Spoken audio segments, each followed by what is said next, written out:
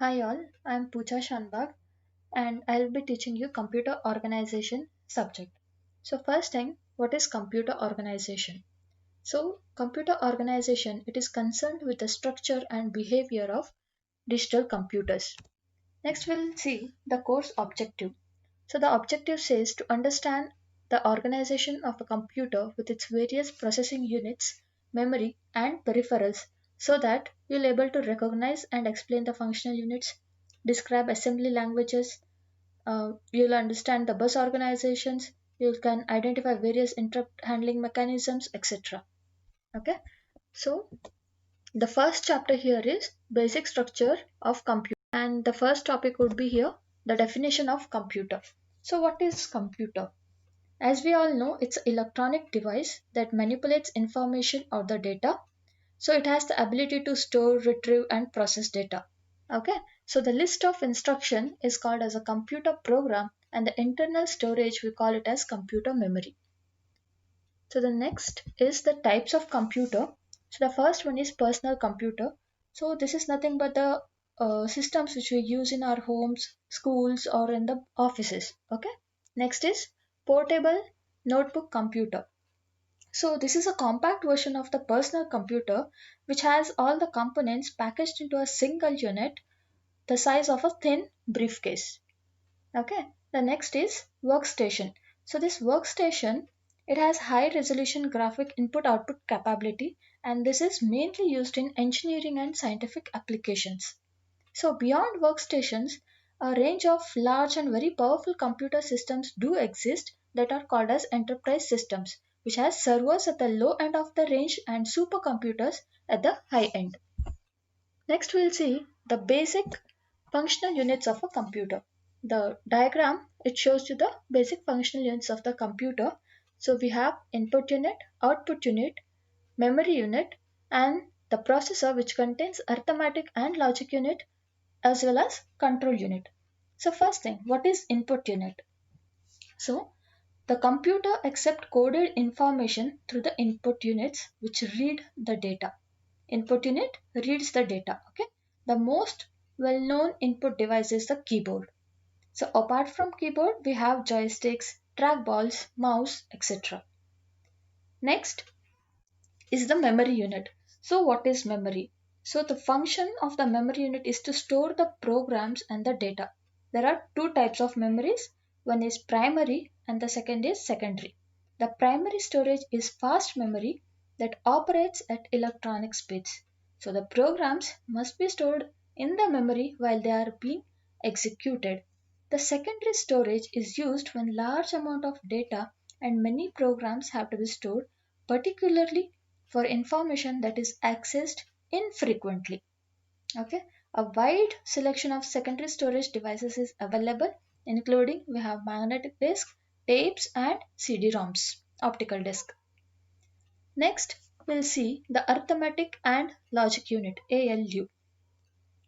Now, if we want to perform any arithmetic or logical operation, for example, addition, multiplication, comparison of numbers, now these all things is initiated by bringing the required operands into the processor where the operation is performed by this ALU, that is arithmetic and logic unit.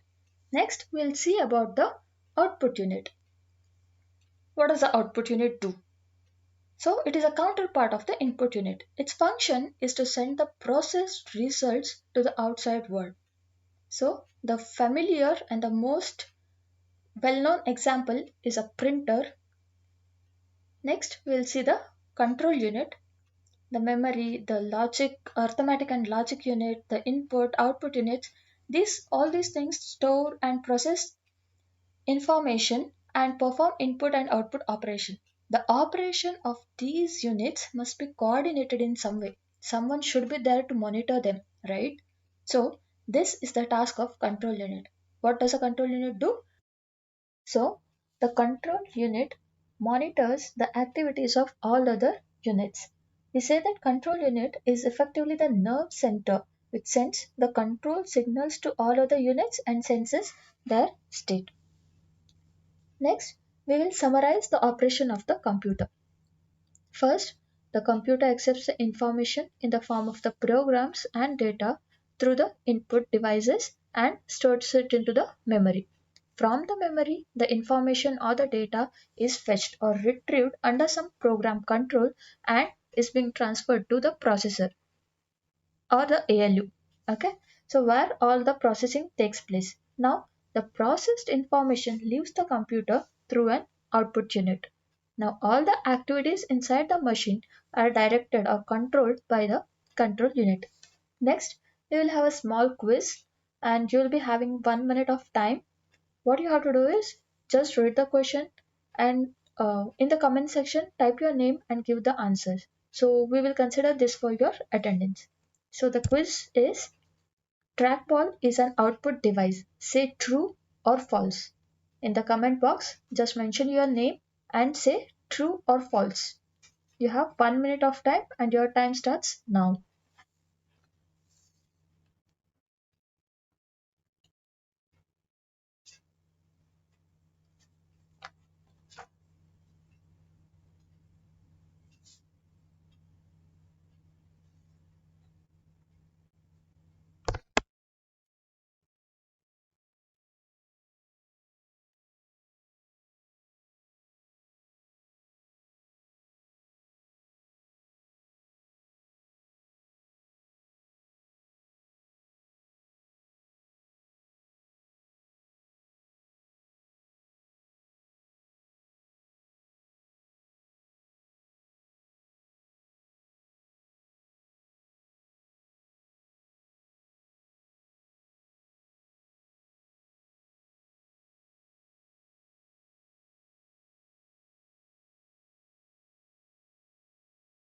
Okay, time's up. Next, we will study the basic operational concepts. To perform a given task, and the appropriate program consisting the list of instruction is stored in the memory. So for example, if I want to add two numbers, now a program has to be written for adding of the two numbers. Okay. Now this program consists of multiple instructions. These instructions is saved in the memory. Now how the execution happens. The instructions are brought into individual instructions are brought from the memory to the processor, then which executes the specified operations. Again, the data to be used as operands are also stored in your memory. Now, for example, say I want to add two numbers. Okay. So what happens here is the add instruction combines a memory access operation with the ALU operation. Now there are two instructions here, which is load LOCA, R1. The second is add R1, R0. Here LOCA, this is a memory location. Okay. Load LOCA, R1. What does it specify? The content of the memory location LOCA should be transferred to register R1. Here R1, R0 and all processor registers. We will talk about this processor registers in the next slide. Okay. So first what happens?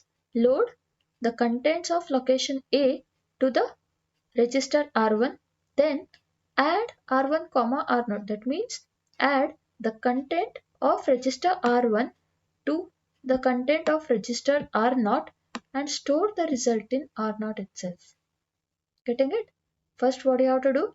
Load the contents of the memory location to the register R1, then add the contents of the R1 with the contents of the register R0 and the result is stored in R0. Okay.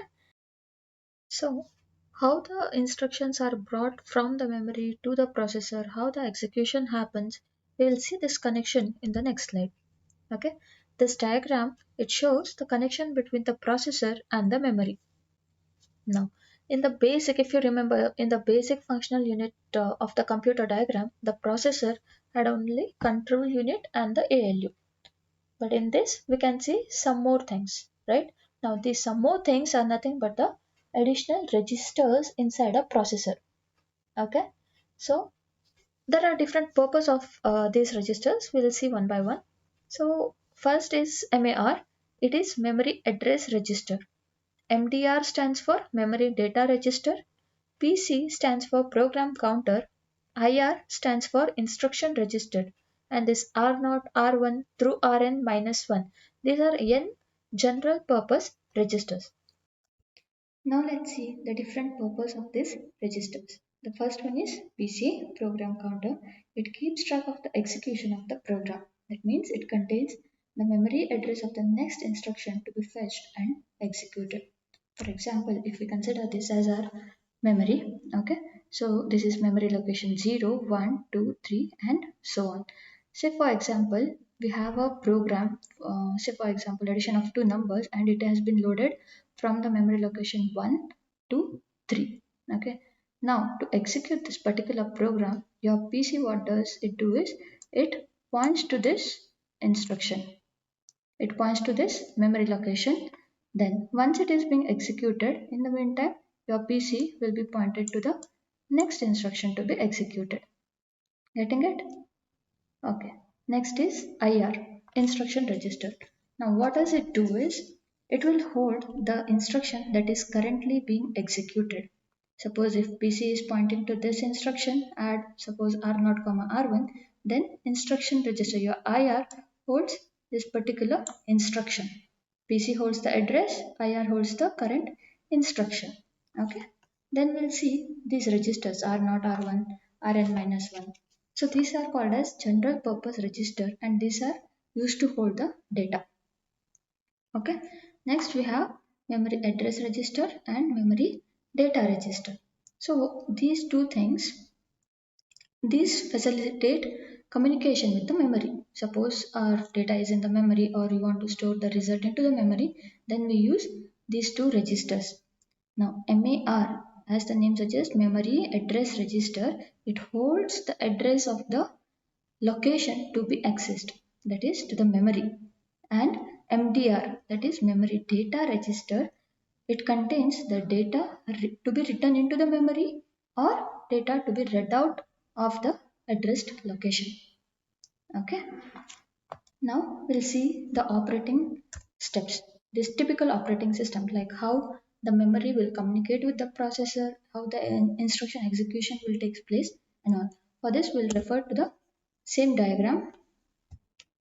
First, the program resides in the memory. Okay, so this program, that is list of instructions, will be getting through the input unit, and that will be stored in the memory. Now the execution of the program starts from this PC. The PC program counter is set to point to the first instruction of the program. Okay. Now once the contents of this PC are loaded to MAR, okay, that is PC will point to the first instruction of the program, and the address is being transferred to the memory address register. Once the address is present in MAR, what it does is it sends a read control signal to the memory. Okay. Now after some time or the time elapses, okay, the addressed word from the memory is read and loaded into this MDR. Once the address or once the instruction is present in the MDR, later it is transferred to the instruction register for the execution. Now once the instruction is present in the IR, it is ready to be decoded and executed. Say for example, consider the instruction is add location A, R1. Now this instruction add location A, R1, it contains location A, that is a memory location, and R1 is a general purpose register, and the addition has to be performed by the ALU. Okay. Now what happens is the required operand from the memory has to be fetched, that is location A. The content of the location A has to be first fetched, then it has to be moved to ALU. The content of the R1 has to be moved to ALU, then addition has to be performed, and the result can be stored back to the memory or this register. What happens is if the operand it resides in the memory, okay, first it has to be fetched by its address, sending it to the MAR and initiating a read cycle. Again, first this is a normal instruction fetch cycle wherein instruction is fetched first, Then if the instruction contains another memory location, that is the operand, then again a read operation is performed and the content is read into the MDR. Now from this MDR, the value is sent to the ALU. Okay. And after one or more operands have been fetched in this way, the ALU can perform the actions like addition. Now say suppose you want to store back the result into the memory. What happens is the result will be first sent to MDR from the ALU, then the address of the location where the where you have to store the result will be sent to MAR. Now MAR, what it does, it will initiate a write signal at some point during the execution. When this is going on, the contents of the PC are incremented to point to the next instruction to be executed. And as soon as the instruction of the current instruction, as soon as the execution of the current instruction is completed, again a new fetch may be started. That is from PC to MAR, again a read cycle and the process continues. Okay. This slide explains the same thing. Now we'll have a quiz again. You'll have again a minute of time. Just in the comment box, type your name and the answer to this quiz. And your time starts now.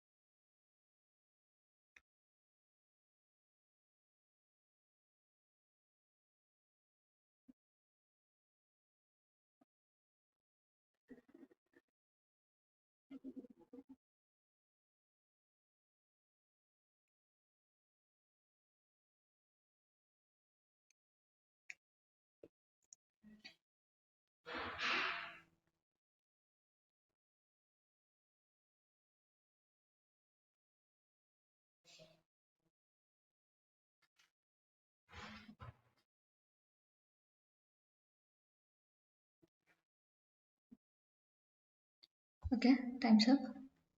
Next we'll see the bus structures. Okay. Now this diagram it shows a single bus system.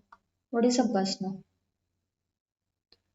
A group of lines that serves as a connecting path for several devices is called as a bus. Okay. This bus is a group of lines, and this group of line they what they do they serve as a connecting path for different units in the system. Okay, so when a word of data is transferred between your units like input, output, or the memory and processor, what happens is these bits will be transferred in parallel. Again, the bits that are transferred simultaneously over these wires or lines, one bit per line. Now, in addition to this data line, we also have the address line and control lines. This single bus is a simplest way to interconnect your functional units. So this diagram it shows the same. We have this bus. This bus is a group of wires or lines. This group of lines, which all lines we have? We have address line, data line, and control line. Okay. Now your input unit is connected to this bus. Output unit is connected. Memory and the processor is also connected. Now say suppose we have suppose we have here multiple devices, right? Say suppose input device keyboard is there and mouse is there, output is printers, two printers are there. Say suppose when multiple request comes, okay, when multiple request comes, who should be given the access to to use the bus? So this will be decided by the control lines. Again, this bus, single bus is used for only one transfer at a time so that only two units can be actively use the bus at any given point of time. Okay, at any given point of time, only two units can actively participate in this bus transfer. Okay, Now, the devices connected to a bus vary widely in their speed of operation.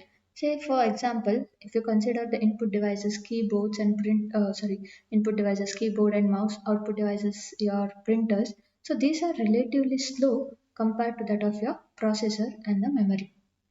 Okay. The next we have a quiz. Again, a minute of time. Just in the comment section, type your name and the answer to this question. Your time starts now.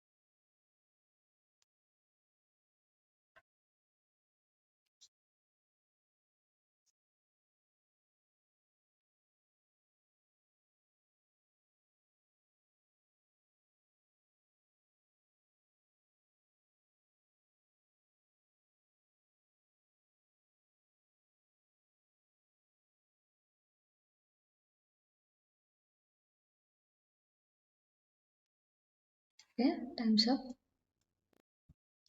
Next, we'll see the role of buffer registers. Where are these buffer registers present? What is the use of them? Okay, we'll see that.